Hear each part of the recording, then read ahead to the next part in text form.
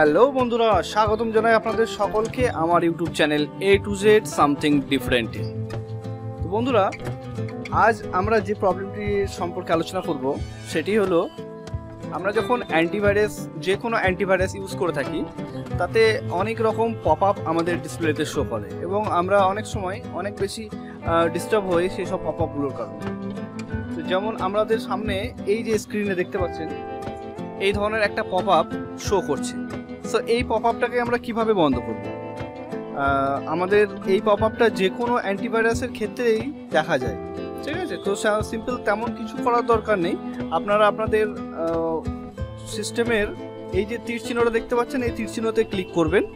তারপর আপনার অ্যান্টিভাইরাসের যে আইকনটা দেখতে পাচ্ছেন সেখানে যাবেন, রাইট ক্লিক করবেন এবং এখানে এনেবল সাইলেন্ট মোড যে অপশনটি লেখা আছে জাস্ট সিম্পলি এটাতে ক্লিক করবেন এবং এখানে ওকে ক্লিক করে দেবেন। দেখবেন আর আপনাদের সামনে এই ধরনের পপ আপ আর আসবে না। ধন্যবাদ বন্ধুরা। যদি আমাদের এই ধরনের ভিডিওগুলো ভালো লেগে থাকে অবশ্যই আমাদের সঙ্গে থাকুন, আমাদের চ্যানেলটিকে সাবস্ক্রাইব করুন এবং ভিডিওটিকে শেয়ার করুন।